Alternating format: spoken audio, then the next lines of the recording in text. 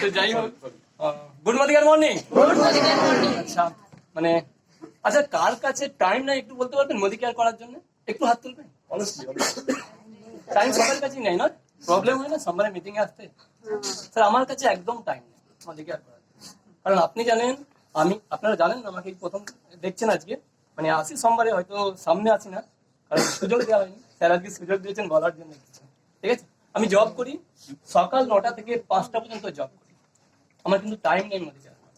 কিন্তু 20 বছর জব করছি কন্টিনিউ আমি, সেখানে জাস্ট নর্মাল ভাবে আমার কি জাস্ট বাড়ির যেইটুকু চলার মতো বা যেইটুকু নর্মাল সিস্টেম, আমার বাড়িতে ছেলে মেয়ে আছে, মিসেস আছে, বাবা মা আছে, সংসার চালানোর মতো, সেটাই কিন্তু আজকে 20 বছর ধরে করছি।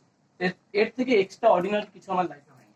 তো হঠাৎ করে এখানে আমার স্যার আছেন, আমাকে যিনি এত বড় অপরচুনিটি দিয়েছিলেন মোদি কেয়ারের, প্লিজ ওনাকে একটু উঠে দাঁড়াতে বলবো। প্লিজ স্যার, হারুলাল মন্ডল স্যার, ওনার জন্য একটু হাত তালি।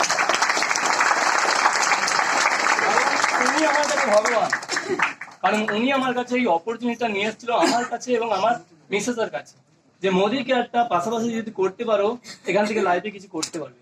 আমি কিন্তু ওনাকে প্রথম দিনই বিশ্বাস করেছিলাম এবং জিজ্ঞাসা করে উনি আছেন, উনি প্ল্যান দেখানোর পরেই সঙ্গে সঙ্গে আমি আমার মিসেস 300 টিভি করি ওই দিনে, ঠিক আছে? কারণ আমি ভেবেছিলাম করতে হলে বেটার এবং মন দিয়ে করবো, সিস্টেম মেনেই করবো।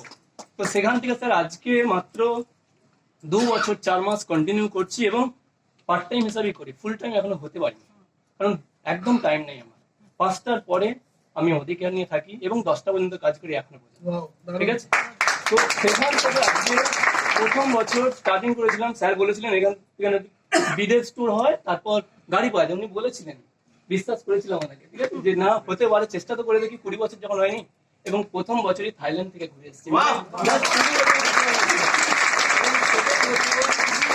আবার কিন্তু দেখুন শ্রীলঙ্কা যাচ্ছি এবং টিমে অবশ্যই 3 জন যাচ্ছে, যাদের সঙ্গে এটা কিন্তু হচ্ছে মোদি কেয়ার থেকে। এবং আজকে কার ফান্ড থেকে, মানে যেখানে সাইকেল এবং বাইক ছিল সেখান থেকে গাড়ি নিয়ে ঘুরছি, এটাই কিন্তু মোদি কেয়ার। তাই যারা যে বিশ্বাস করুন আপলাইনকে, স্যারেরা বলে গেছেন আপলাইন আপনাদের কাছে ভগবানের মতো, বিশ্বাস করে খালি আপনি তাকে সঁপে দিন যে স্যার কি করতে হবে বলুন। আমি কিন্তু ওনাকে সেটাই বলেছি যে স্যার কি করতে হবে বলুন, আমরা কিন্তু দুজনে করব। এবং সেখান থেকে আজকে কিন্তু একটা ইনকাম করছি, ভালো গাড়ি চড়ছি, এবং সেখান থেকে আজকে মানে যারা আমার আর, এবং 2025 সালের আমার একটা টার্গেট আমি সেট করেছি, অবশ্যই আমার টিম থেকে আমি অবশ্যই মানে কি বলবো 3টে থেকে 4টে মানুষকে এসিডি করছি, এটা কিন্তু আমার টার্গেট। এই টার্গেট নিয়ে চলছি, তো আপনারা টার্গেট নিয়ে চলুন এবং সোমবার এই মন্দিরে আসুন, এখান থেকে কিন্তু অনেক কিছু হবে। Thank you.